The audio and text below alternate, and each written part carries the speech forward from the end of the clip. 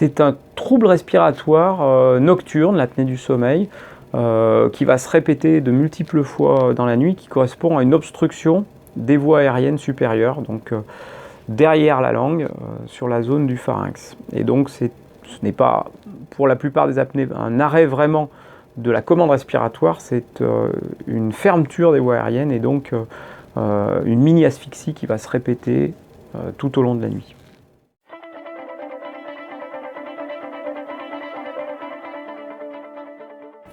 Alors l'apnée du sommeil est un facteur de risque cardiovasculaire qui est maintenant reconnu, plus particulièrement effectivement sur le risque cérébrovasculaire et sur le risque d'accident vasculaire cérébral.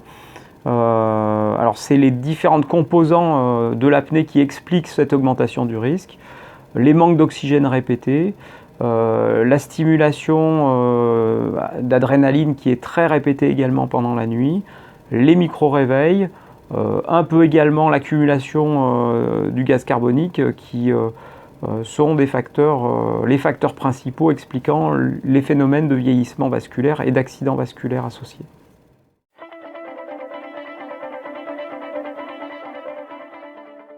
Alors on peut être à risque effectivement sans savoir qu'on a des apnées du sommeil. On a tout un pan de notre population porteur d'un syndrome d'apnée du sommeil que l'on découvre malheureusement après l'accident vasculaire avec très peu de signes cliniques. Le tableau habituel, c'est plutôt de la somnolence excessive dans la journée, de la fatigue, mais ces symptômes, ils sont généraux et pas toujours mis sur le compte d'un syndrome d'apnée du sommeil. Donc effectivement, on peut avoir des apnées sévères sans avoir les manifestations que l'on attend habituellement chez nos patients.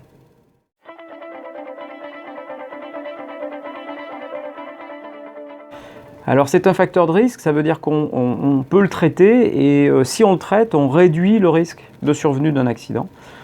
Et on peut même penser qu'on réduit le risque de récidive quand cet accident s'est produit. Donc ce n'est pas une fatalité. Ces apnées du sommeil, on sait qu'on les diagnostique aussi très tard après leur apparition, probablement 8 à 10 ans après le début des premières apnées significatives. Il y a des facteurs sur lesquels on peut jouer qui sont quand il y a un surpoids, la perte de poids, quand il y a une diminution des habitudes d'activité physique, la reprise d'une activité physique régulière qui va participer à la réduction de ces apnées et également à la réduction du risque cardiovasculaire et cérébrovasculaire.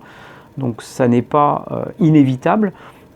Et quand les apnées sont à un point qu'il faut les traiter par soit une gouttière dentaire, soit un appareillage ventilatoire nocturne, on va avoir des outils actuels thérapeutiques qui amènent à une réduction du risque de manière fiable.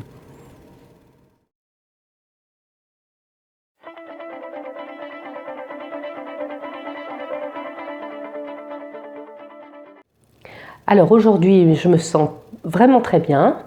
Je mène une vie de retraité puisque je suis à la retraite depuis 3 ans, pardon.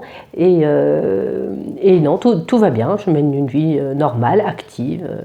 Je fais un peu de sport, mais voilà, tout va bien pour moi. Voilà, et donc effectivement, j'ai fait un AIT il y a 2 ans au décours d'une promenade, d'une randonnée en montagne.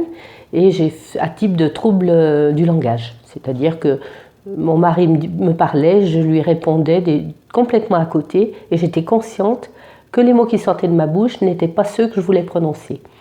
Voilà, donc suite à cela, j'ai consulté bien sûr mon médecin traitant qui m'ont demandé de réaliser certains examens et notamment un test, un enregistrement du sommeil. Voilà, donc j'ai réalisé cet examen assez tranquille.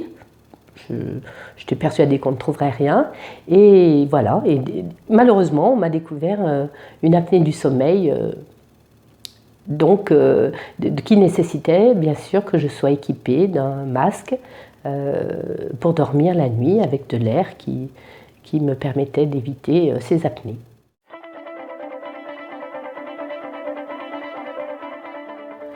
Donc pas du tout, je n'avais pas du tout pensé que j'avais de l'apnée du sommeil, même si a posteriori je me dis que j'aurais dû être alertée parce que c'était une période où j'étais très fatiguée, je m'endormais très facilement la journée, en lisant un livre, en regardant la télévision.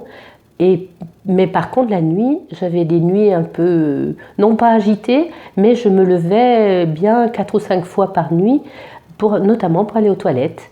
Et voilà, donc et puis j'étais vraiment fatiguée. Voilà les signes un peu que j'avais. Et voilà, on m'a expliqué que c'était des signes qui faisaient penser, qui auraient dû faire penser à l'apnée du sommeil.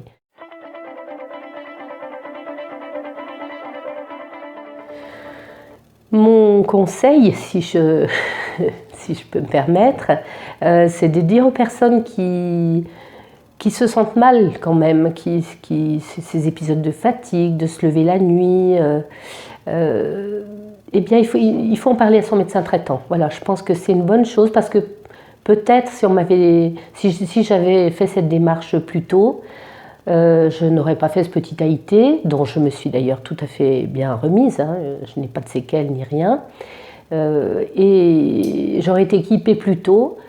Alors bien sûr, ce n'est pas une partie de plaisir hein, de porter un masque, surtout au début, le temps de s'habituer, mais honnêtement, on y gagne un confort vraiment très important. Moi, je dors des nuits complètes, je n'ai plus sommeil la journée, ce qui me permet de mener mes activités à la fois dans des associations ou des activités physiques, sportives étant un bien grand mot, et d'avoir retrouvé vraiment la pêche, je dirais, beaucoup plus qu'il y a 2 ans.